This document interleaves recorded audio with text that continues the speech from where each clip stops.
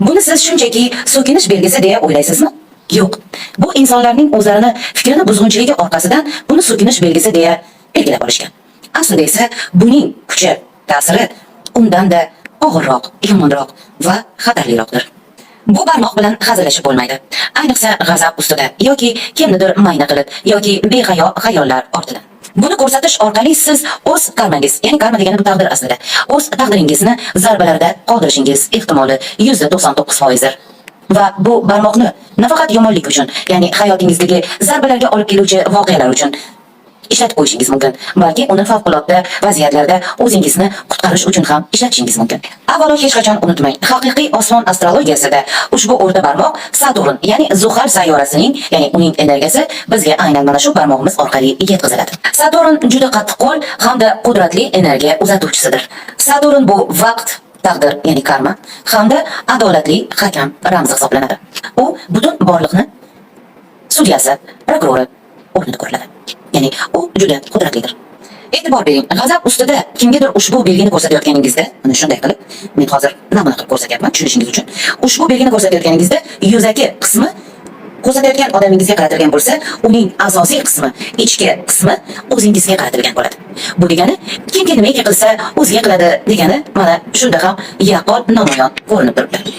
Ya'ni siz ushbu belgini o'zingizga qarata ichki tomonini ko'rsatayotgan paytingiz shu lahzaning o'zida Saturnning suronli energiyasini o'zingizga qaratib, o'zini o'zi jazolash, samokaraniya deydi. Ya'ni o'ziga o'zi jazo so'rab olish tizimini ishga tushirasiz va hayotingizdagi baraka va barqarorlikni o'zingiz buzasiz. Yo'ldan urasiz, ishdan chiqarasiz, vayron qilasiz. Siz go'yoki, hatto yo'q, go'yoki emas, rostmana Saturnni o'zingizga qaratib, meni jazola, menga yomon holatlarni ber, meni vayron qil deb iltimos qilayotgan bo'lasiz. Ha, bu sizning tilagingiz.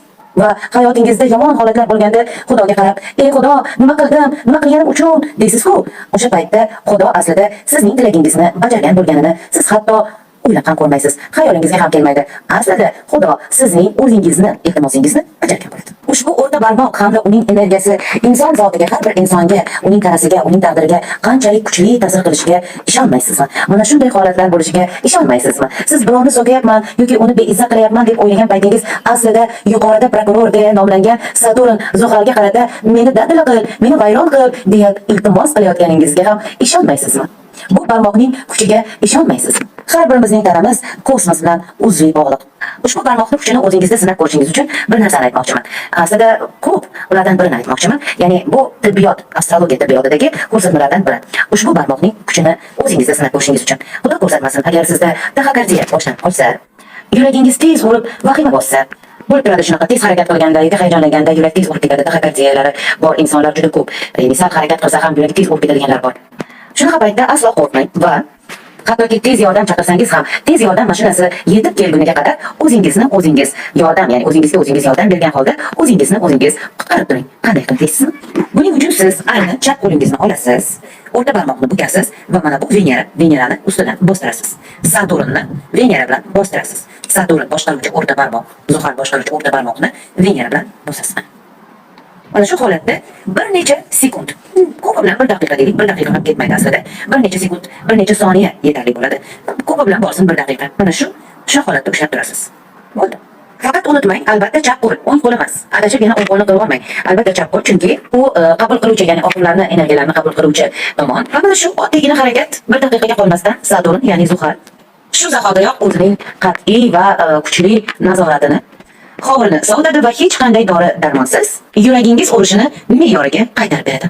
Qaytarib o'taman va aslo o'ng qo'lingiz bilan adashtirib yubormang. O'ng qo'lda energiya faol va tashqariga yo'naltirilgan bo'ladi.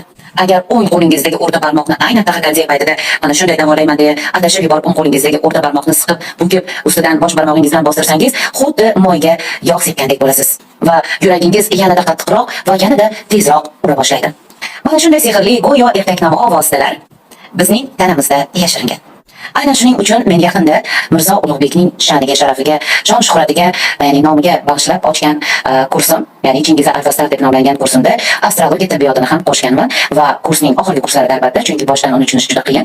Oxirgi kurslarida albatta astrologiya tibbiyotini ham o'quvchilar, talabalar o'rganib olishadi va nafaqat bu juda ko'p sanoqsiz tryuklar deymizmi, mana shunday vositalarni albatta o'rgataman va har bir inson o'zini eng muhim paytlarida qanday o'zini o'zi boshqarishi, tanasini qanday boshqarishi, o'zini o'zi qanday davolay olishi va qaysi tomonga qanday o'tirganda, yo'nalganda o'zini qanday to'g'ri holatga olib kela olishlari haqida albatta ko'rsatmalarni berib o'rgatib boraman va bu orqali har bir o'quvchi koinotning signallarini o'qishni o'rganib olishadi.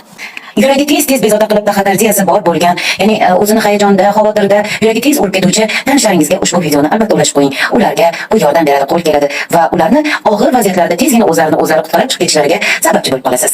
Shuningdek, bu belgini ko'rsatib so'kinadiganlarga ham yuborib qo'ying. Ular o'zlariga o'zlari yomonlik chaqirayotganligini, Xudodan tilab olishayotganligini bilib olishsa, o'zlarining xayrlarini ancha o'ylab olishadi. Chingiza Alfastar astrologik kurslarimda, ya'ni astrologiya, numerologiya, astrologiya tibbiyoti, energiyalar haqidagi o'rgatuvchi kurslarimda barcha talabalarni albatta, ya'ni o'qishni xohlovchilarni kutib qolaman. Hozir esa o'qishni boshlaganlarga esa albatta omad tilab qolaman. Ilohim ushbu qiyin bo'lsa-da, ammo muhim bo'lgan bilimlarni yaxshi o'zlashtirib olishlariga va men bu uchun qo'limdan kelganicha albatta harakat qilaman va o'quvchilar ko'rayotgandirsiz, yaxshigina harakat qilyapman ham. Shuningdek, astroplatforma.chingiza.com saytida ham barchangizni yana bir bor obuna bo'lishga taklif qilib qolaman. Har doimgidek, chunki bu har biringiz uchun juda ham muhimligini men juda yaxshi bilaman. Buni tushunib olsangiz, siz o'zingiz ham bu narsaga juda kuchli yopishib olasiz. Qayerda qarab o'tirish kerak, qayerga qarab bosh qo'yib yotish kerak va bularning har biri qanchalik sizning hayotingizda muhimligini va sizning taqdiringizni qanchalik o'zgartirishini ko'rganingizda, ushbu energiyalar bilan qanchalik uzviy bog'liqligingizni ko'ra olganingizda va ular bilan qanchalik to'g'ri ishlashingiz, ular bilan to'g'ri munosabat qura olishingiz siz uchun qanchalik muhimligini bila olganingizda, hayotingiz juda ham tubdan yaxshi tomonga o'zgarishini ko'ra olasiz va bularning barida astroplatforma.chingiza.com siz uchun xuddi doridek tasavvur bo'ladi, doridan afzal. Shuning uchun barchangizni astroplatforma.chingiza.com saytida kutaman va taklif qilib qolaman albatta. Maslahatim ham shu. Hayotingizni yaxshilashingiz uchun albatta ushbu platformaga obuna bo'ling. Va ushbu sir asrorlarni o'rganishni istaganlar esa albatta Chingiza Alfastar kurslariga marhamat. Yana ko'p yangiliklar bilan ko'rishguncha.